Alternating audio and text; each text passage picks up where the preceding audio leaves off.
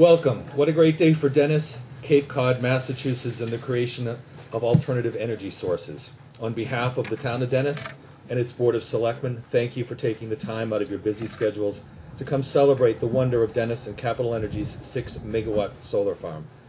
I especially want to welcome John Cheklik, President of Cape and Vineyard Electric Cooperative, Tom Hunton, President and CEO of American Capital Energy, Stanley Chin, President and CEO of Clean Focus, Meg Lasardi, Acting Commissioner of the Mass Department of Energy Resources, and Kurt Spalding of the EPA, all of whom are here to help us celebrate this incredible event.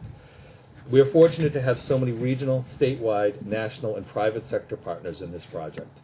However, a significant success that this project is as a regional and national effort, this solar farm represents 8 years of blood, sweat, and tears for our Alternative Energy Committee, the Dennis community, its Board of Selectmen, and the professional staff. The Alternative Energy Committee has been a leader to us in examining how we consume energy and in doing our part to reduce our carbon footprint. They have had lots of success during their 8 years in existence. The solar farm clearly is their shining achievement to date and is representative of their ingenuity, dedication to a task, as well as their commitment to their community. I would like to offer my thanks and that of the town of Dennis to John Bunker, Judith Boyle, James Demetris, Raymond Hall, Richard Halverson, Merton Ingram, Susan Klein, Mike Slattery, Denise Atwood, and members of the Alternative Energy Committee for their selflessness and for a job well done. They're great.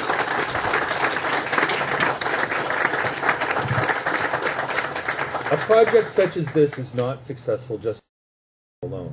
We owe a great deal of thanks to Governor Deval Patrick, the Massachusetts Department of Energy Resources, the Cape and Vineyard Electric Cooperative, the Environmental Protection Agency, NSTAR, and our private sector partners, American Capital Energy and Clean Focus. Without all of these participants, there would be no solar farm. Just think, the property we are on today, less than a year ago, over 30 acres, had outlived its economic life, destined to remain fallow, protecting the environment from several generations of Dennis residents' trash. As we celebrate today, this field of 30 acres has been reborn to provide megawatts of clean energy. At 6 megawatts, it is the largest array in a capital landfill in the Commonwealth of Massachusetts. How fortunate we all are for that. Thank you for coming. Thank you for having us, and now some speakers. First, John Cheklik of East Falmouth serves as the president of the Cape and Vineyard Electric Cooperative, CVEC. He also serves as the chair of the town's Energy Committee. Before joining CVEC, John was president, chief professional officer of Orange County United Way, Montgomery, New York. For 33 years, John worked at Central Hudson Gas and Electric based in Poughkeepsie, New York, where he served in a variety of roles. At the time of his retirement from Central Orange G&E, he was vice president of customer services and marketing. John has worked concertedly to help bring this solar deployment to fruition.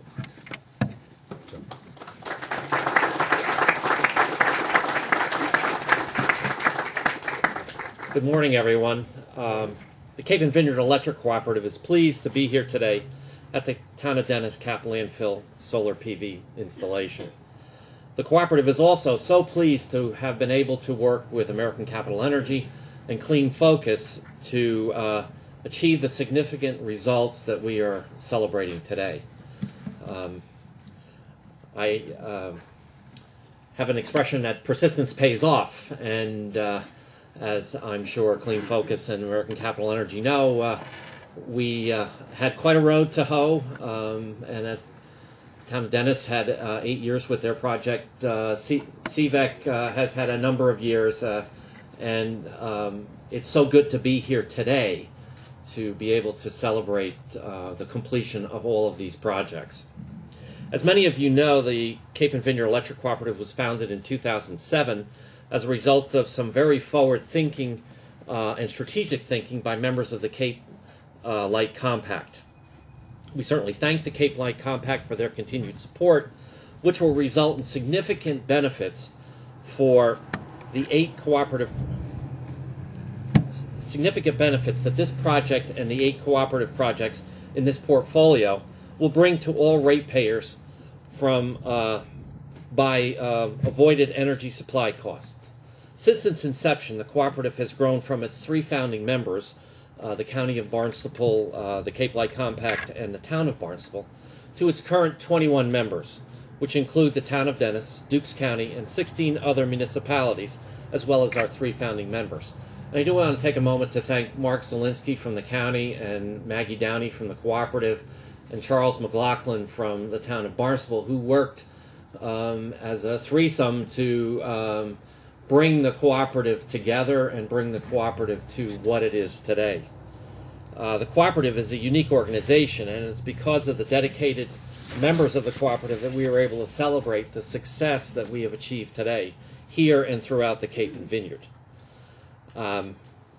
Also want to thank the county commissioners who have strongly supported our regional organization and provide administrative services as the physical agent for the cooperative. We have been able to bring together 21 towns.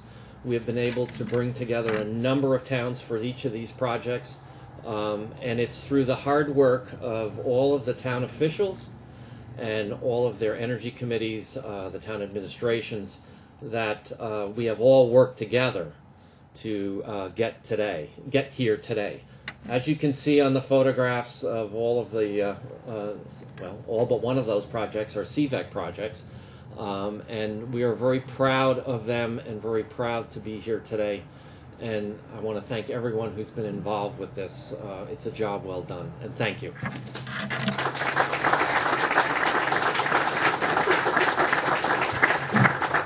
Next is Tom Hutton, President and CEO of American Capital Energy. Tom has devoted his professional life to improving the living environment and creating a sustainable world. Tom has been driving force behind the growth of American Capital Energy's solar portfolio. Since founding ACE with his business partners in 2005, Tom has overseen deployment of a growing list of award-winning projects, more than 100 megawatts of projects across the United States, and a growing pipeline of projects under development globally. Tom.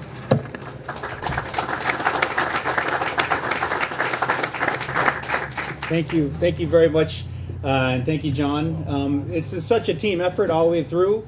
The department, starting with obviously Governor Patrick, the Department of Energy Resources put together very progressive policies. Virtual net metering. It sounds kind of complex, sounds kind of arcane. Without that, this wouldn't have happened because we can't tie a wire directly from this site to the school, to the town. It had to be virtually net metered. It's a progressive policy that other states need to adopt and haven't done so yet. Clean Focus, thank you, stepping up with the money, right? Owning the plant, obviously. The town of Dennis, also very forward-thinking in the planning and execution. Selecting, luckily, American Capital Energy to execute. One thing I want to say: cold, rainy days are good for solar. The cold makes them make more power, believe it or not, and the rain washes them off. So don't ever be despaired, if it's cold, cold, rainy day. It's absolutely the case that brownfields and landfills are the ideal place for solar. You're not going to do anything else with that land. There's enough landfills, unfortunately, and brownfields across the country, 450,000, to do many times the entire country's electrical needs just with solar, just on a portion of those landfills and brownfields, just a portion of them. So on the one hand, it feels kind of bad that we have that many brownfields. On the other hand, it truly is a revolution that this is the beginning of. And we see it across the country. Art Hennessy, my business partner, and I are heading to Nevada next week to look at a 400-acre brownfield. They want to cover the entire brownfield with solar panels. I mean, this is happening now across the country, and it truly is a revolution. It really is. Germany went from almost zero solar to sustained 20% solar, 40% peaks in about 15 years.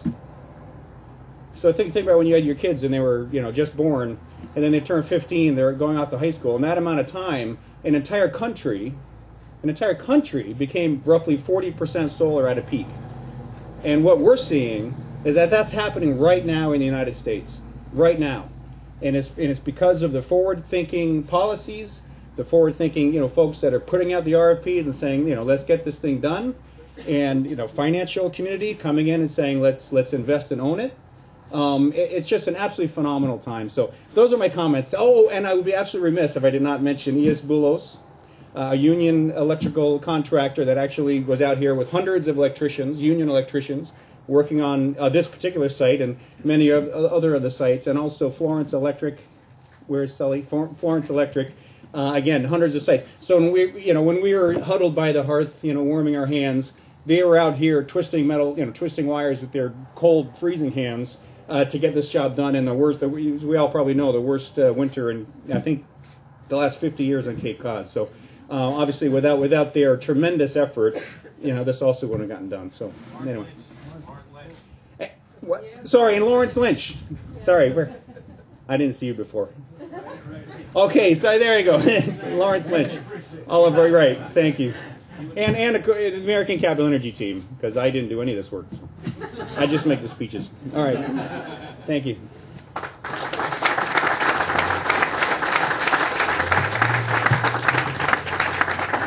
Our next speaker, Stanley Chin, is President and CEO of Clean Focus, the company that financed this milestone solar deployment. Stanley Chin brings nearly 30 years of experience leading high technology and financial services. Stanley earned his BS right here in Massachusetts at MIT. Then he went out west earning his MBA at Stanford. We're pleased to have welcomed Stanley back to the Bay State again.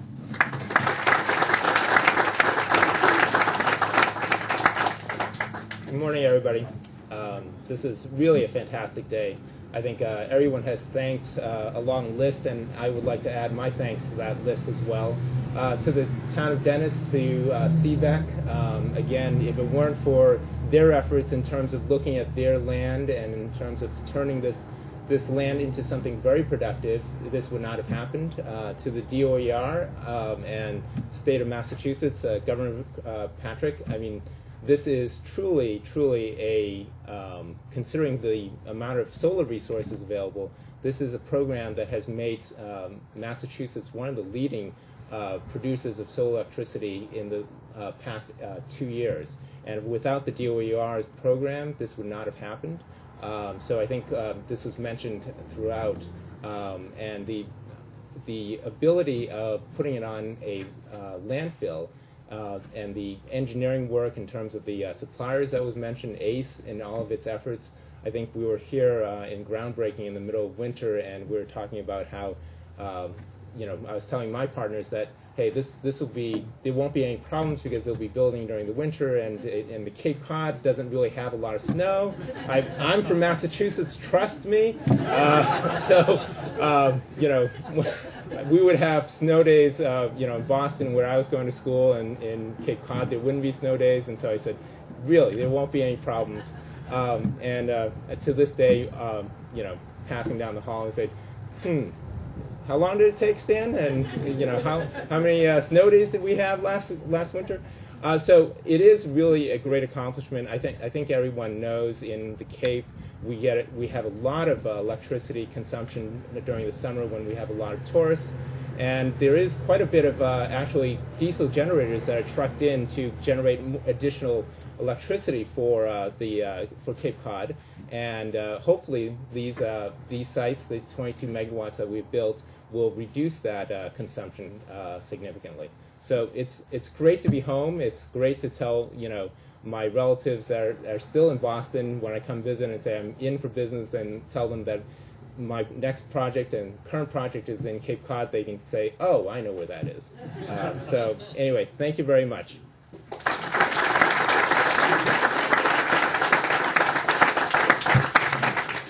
Next is Meg Lusardi, Acting Commissioner of the Massachusetts Department of Energy Resources. Meg was appointed Acting Commissioner in July of 2014.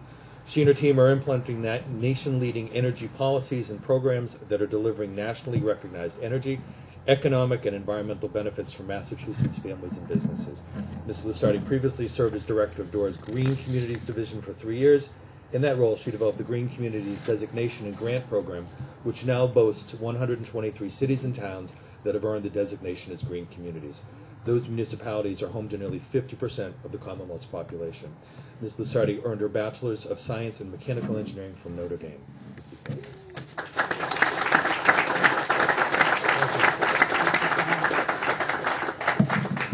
Thank you, Chair McCormick, CVEC, American Capital, and Clean Focus for giving me the opportunity to be here this morning, along with Administrator Spalding and Congressman Keating, to celebrate in the launching of this solar PV installation.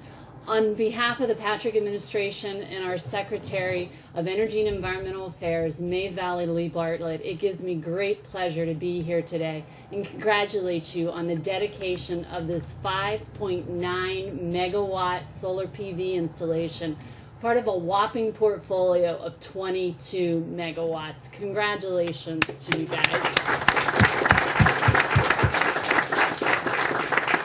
You know, when Governor Patrick took office, he committed to a clean energy revolution.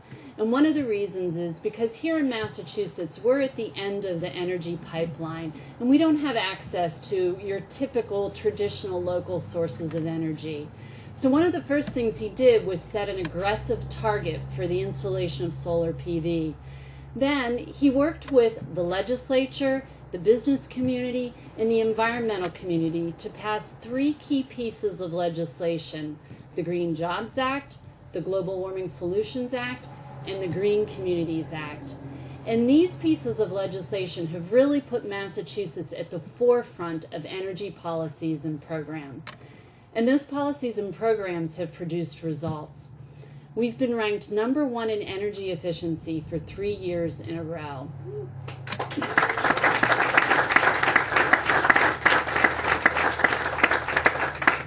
We're also ranked #1 on policies and capital available for clean energy. And then, as Paul mentioned, we have 123 designated green communities in the Commonwealth. And, you know, the growth of solar has been a shining star in the midst of those success stories. When Governor Patrick came into office, there was only 3 megawatts of solar installed. And then he set a target of 250 megawatts by 2017. Well, through our RPS solar carve-out program, we blew through that target 4 years early last year. Now the administration has set a new target of 1,600 megawatts by 2020. And we're well on our way there, because today we have 643 megawatts installed.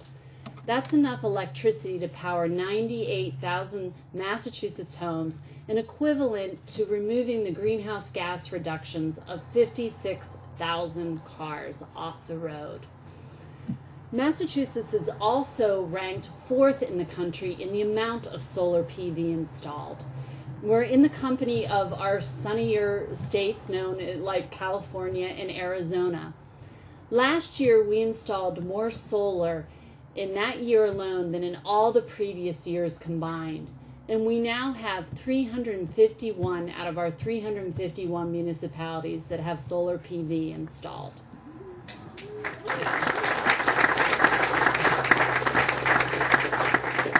This target is seen as one of the most aggressive in the country and is expected to provide 3 to 4% of our electricity demand. And Massachusetts, you know, the way we're going to get to our new goal is through our revised regulations around the solar carve-out program known as SREC 2. And one of the things that it does is it targets development on properties like brownfields and landfills like we have here today. And I do want to take a minute to acknowledge partners in state government at our Department of Environmental Protection who we work with on promoting the development of solar PV on landfills. And we have Jamie Doucette here and Phil Weinberg from the Southeast Regional Office. But the growth of solar is important in Massachusetts because we need to reduce our reliance on fossil fuel, and we also need to meet our aggressive greenhouse gas emissions reductions targets. But it also provides economic benefits. Yesterday we announced our latest clean energy industry report, and once again we saw double-digit growth in the clean energy industry in Massachusetts. We now have 88,000 workers in the clean energy industry in the Commonwealth, working at close to 6,000 firms.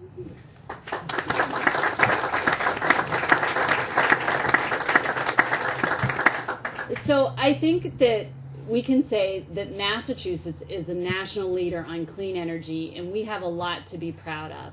And nothing demonstrates that leadership more than what we are here celebrating today. The partnership and the vision shared by CVEC and the town of Dennis and the other communities on moving forward with these solar PV installations that have resulted in 5.9 megawatts here today and 22 megawatts overall. So I just want to add once again my congratulations on this great achievement, and thank you for your leadership and for participating in the clean energy revolution. Thank you very much.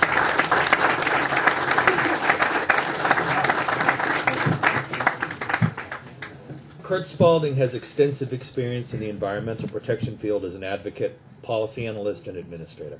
For almost 20 years, he served as executive director of Save the Bay in Rhode Island, a nationally recognized 20,000-member environmental advocacy and education organization. He oversaw the construction of the Bay Center at Fields Point in Providence, Rhode Island, which ultimately won a coveted Phoenix Award. But according to Kurt, getting a green infrastructure project permitted on Brownfield site back in 2003 may well be his greatest achievement. As the EPA Region 1 Administrator since 2009, Kurt has been a leading in a holistic approach to environmental solutions in New England, including resilience planning efforts for climate change, community sustainability, and urban realization. Kurt.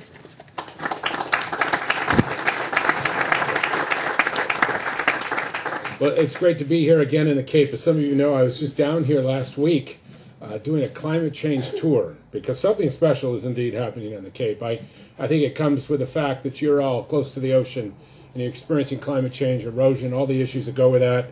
And I think the awareness of what we need to do on climate change is what makes the Cape so special. And I've been telling the story wherever I go. I just took notes on that wonderful talk. I'm going to share all that's going on as much as I can. I want to congratulate the City of Dennis, Paul and John and Tom, all the partners that brought this together. Stan, great story. I know it's hard with the money people to get things going. And again, congratulate Meg, and most of all, congratulate all that are around Meg, the Secretary, the Governor, the DEP, all of you in Massachusetts are doing something very special here. You're really showing the world what it means to implement climate change policy, and what my administrator, who is a Massachusetts resident, she comes back to Jamaica Plain almost every weekend, Gina McCarthy, talks about, and is how it can really happen. And it is what's happening on the Cape and around New England that makes it so. So I am very excited. What you're doing here, putting solar on landfills and brownfields and all that sort of work, is part of what we call the Repower America initiative at the national level. But here, you're learning how to do it. You know how to do it. So what I'm going to immediately do when I get done with this day or this meeting is go ahead and write the head of that program, the assistant administrator who's in charge of this, and said he needs to come to Massachusetts and do a listening session on what it would take to do this across the country, because I think the words concerning how much potential is what's so important to those of us at EPA. So I'm very excited about all of this. As I said, this is about dealing with climate change, but it's also about dealing with public health. The health benefits of reducing greenhouse gases associated with fossil fuel emissions. Because of this, you're going to prevent, if we succeed in the Clean Power Plan and what you're demonstrating here, we can avoid asthma deaths in the neighborhood of 150,000. We can avoid as much as 6,600 premature deaths. These are all associated with the pollutants that come with fossil fuel generation. So again, I want to congratulate you all. What's going on the Cape? We see something very special here, because in the end, this is about jobs and a new economy in the 21st century. American technologies, environmental technologies, are generating as much as 1.5 million jobs, 44 billion in exports in 2008, while cutting pollution at the same time and increasing the U.S. gross domestic product. This is good economics, is the bottom line, as Massachusetts has demonstrated. But again, it's bigger than that. And I want to quote President Obama. We cannot condemn our children to a future beyond their capacity to repair. Now that we have the means to begin preparing it right now. And that's what Massachusetts is showing. He is right. The most expensive thing we can do is not address the climate change problem, is not do what you know how to do here on Cape Cod. So again, I want to congratulate you, what the solar arrays are all about, what the 22 megawatts are about, and most important, what communities working together is all about. Because in the end of the day, that's what we need. We need collaboration, cooperation, and partnerships. We have to put aside the divisions that have perhaps paralyzed Washington and actually show really the whole country what can be done with the kind of policies we see here in Massachusetts and the kind of groundwork, the footwork that's being demonstrated here on the Cape. So again, I congratulate you all. I am going to try to tell the Cape story everywhere I go. I'm going to try to bring people here to learn about it firsthand. So again, very, very pleased to be here.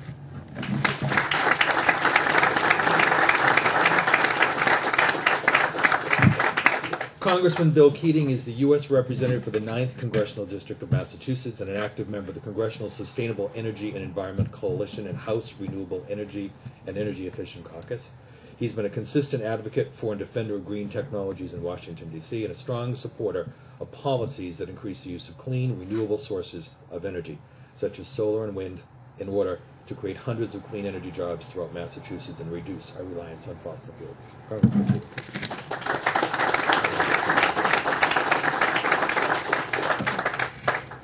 You've heard a mosaic of all the benefits of doing this, and it's true. It's interesting, Kurt, I don't think I ever told you. I met Administrator Gina McCarthy first when she was a local town official for the town of Canton, and she was the head of the Board of Health. And I think your point about how important this is for our health often goes overlooked. What we bury, what we put into the air, gets into our bodies, and it has a significant healthcare cost. And I didn't really realize until my new job just how serious that has become. And people that are concerned about healthcare issues really should look at issues like this and projects like this because they are critical. I've heard about MIT and Stanford and the arch rival Notre Dame of Boston College, where I went to school. And I remembered my MBA project, which will never get written anywhere probably, but it was hard to get through. But it goes back a few years, as you could imagine. But also, it's about peak load pricing. It was about peak load pricing in electricity. We know about that in the Cape because of the spike that occurs in the summer. And what we really should emphasize, too, with projects like this and with wind power is we're doing a lot on two fronts in that regard. Number one, the power usually that's used for that peak load pricing is the dirtiest, usually. And number two, it's also the most expensive, usually. So when you have renewables and spread that out, we are tamping down that reliance and saving money and having a greater effect on the greenhouse effect because we're not putting the dirtiest things in the air. And I can't stand in front of a landfill and help think about the past and the future because this landfill is the resting place for so many household supplies, so many products, so many things that garnered so much energy, and we see how the progress we've made in reducing those are there, but that is their burial ground. And coming up like a phoenix from the burial ground will be a birth of new energy, clean energy, and that's a vision I like to think of quite a bit. And when you're talking about 22,000 megawatt hours, you sit there and say, what does that really mean? And so I always try and find out what it means so that those of us that are far removed from our MBA projects can still remember. And that's this huge project, the largest solar development of its kind in New England. This will have the effect of taking over 2,700 cars right off the road and all their pollutant effects. And that's remarkable. This will also have the effect, just to put it in layman's terms, I believe, of 3,700 homes. The energy consumed by 3,700 homes in a year. That will be the equivalent of what we're doing here. So putting it in those terms, you can see how remarkable and important this is. Finally, I want to just say this, that when we have events like this, it's a source of pride for everyone that's involved. State officials, like Cleon did it here, regional officials, town officials. You've got a town that's a willing partner, doing their part too on their codes to try and make sure that energy is used efficiently. And Dennis has been a leader in that respect, and it should be in the Cape too, because we will be affected more than any part of the country, really, in terms of region, the size of it is, in terms of the effects of climate change. You've all followed the issue. You all know how devastating this can be. And we're doing something here. That's one reason, Kurt, the Cape Cod area is the leader in this, because they get it. We hope that as we go forward, we not only celebrate this culmination. I take a lot of pride in Washington dealing with my contemporaries. And I tell them, I said, Massachusetts is number one, and California will always say, no, we're number one. And then I have to give them the statistics. And Massachusetts is number one, trust me. And I take a lot of pride in that. And I realize, too, that when you finish something like this, you've heard putting the capital together, dealing with the regulations that are there, working with federal, state, local authorities at the same time, and collaboratives and cooperatives that are there. That's not easy. And so when you get to the finish line, there's a good reason to celebrate. But it's not the finish line the way I view it. This is a jump start elsewhere. Because when they see that a town and a region and capital investors and everyone will come together like this, and they see it can be done, you're giving them a blueprint for another part of the country, or even another part of Massachusetts, but mostly another part of the country, to say, here, you can do it. This is how it's done. And that's what's terrific about today, too, because it's going to improve other areas of the country. And it's so important to our country in terms of our energy supply and our security, which hasn't been mentioned much, too. Every time we do something like this, we're reducing our reliance on Mideast oil and the complications that surround that in terms of our security. So this is a great day. I'm proud of everything that's gone into this, and I am cognizant of how much hard work that took. So congratulations.